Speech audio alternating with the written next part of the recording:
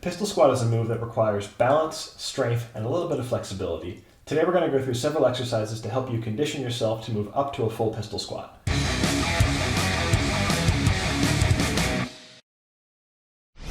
So we're looking at 6 exercises total. First, we're starting out with a split squat.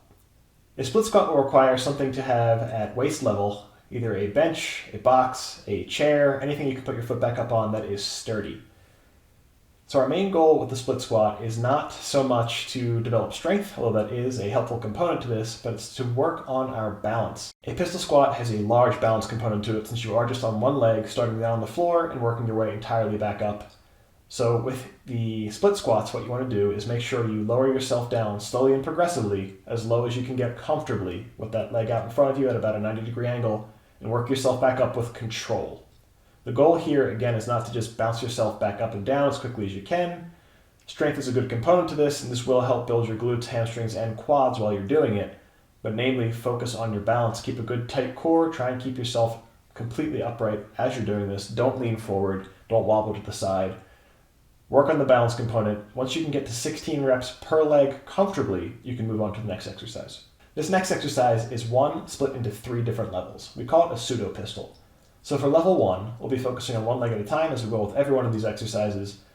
But our rear leg, we'll say right leg's down on the ground this time, left leg will be our rear leg behind us, is now focusing on the balance component. So you don't have to really worry so much about you balancing yourself, as the leg is now acting as the counterbalance for you. So as we're coming down on our front or our right leg, we're getting down as close as we can to the ground with our fingertips, or you can even do a knuckle or a full palm on the ground. Fine if you can't go that low yet, stop at the shin level, go as low as you are comfortable going, and then work yourself back up in a slow and controlled manner. But again, use that back leg to counteract yourself so you're not falling forward as you come down in the pistol squat.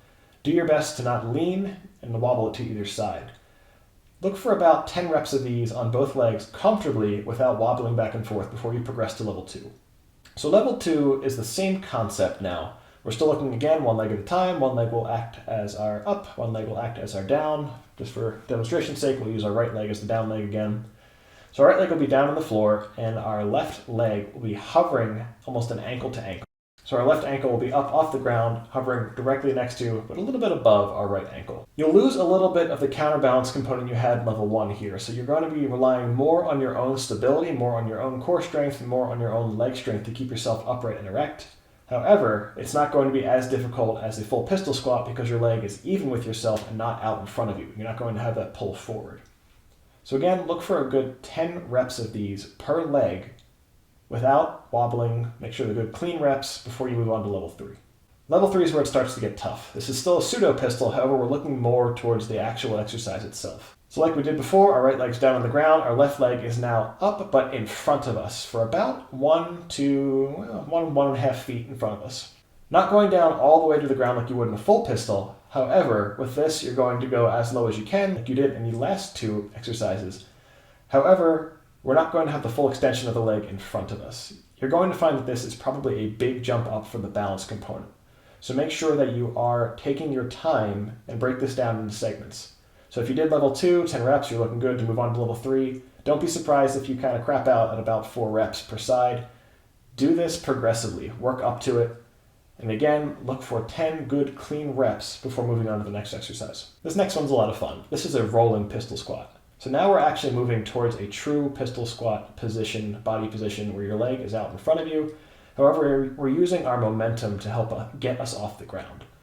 So we are completely on the ground for this, like you would start with a normal pistol squat. We're all the way down. However, in this instance, we're obviously coming up from our back. So as we start standard squat position, we go down, we roll forward. The bottom leg, where we'll go with the right leg for the example as we've been carrying through, we'll plant firmly on the ground, throw ourselves forward, and then stand up. Now these you get progressively more difficult depending on what you choose to do. So what I mean by that is your momentum will dictate how easy this is. When you first start out with this move, throw yourself as much forward as you can. Try and rely on that momentum to help guide you upward. The more comfortable you get with the motion, especially coming from the complete ground stance up to the top, the less momentum you will need and the less momentum you should rely on. So you can come down, lay back down, do almost a sit-up motion rather than a throwing motion, come up and roll forward and use that roll as the momentum rather than a throw forward to then stand up. Same concept here, looking one leg at a time, so don't just alternate between legs, one rep, one rep, one rep. Everything on the right leg, then everything on the left leg. Look for about 12 this time for each side with perfect stability, not hopping around at the top without falling over before you move on to the next one. All right, lastly, we're looking at partner pistols or assisted pistols. If you're using a partner, make sure they have a firm grip and a wide base to not fall over, to not topple you over here. And if you're using an assist, this is a rope tied to something that is sturdy, that is not going to fall over. It can be a rope that's closed in a door frame. It can be a rack that you have behind you. Just make sure that whatever it is static. So it means you're not going to be using bands, you're not going to be using anything that can stretch. So as you go down, you don't want that to wobble, you don't want that to retract. Something sturdy. We're going down here now to the full pistol squat, the full depth of the pistol. You'll find this motion somewhat similar to what we've just been doing with the rolling pistol squat. However, again, one step up, and the fact that now we are doing the complete motion ourselves.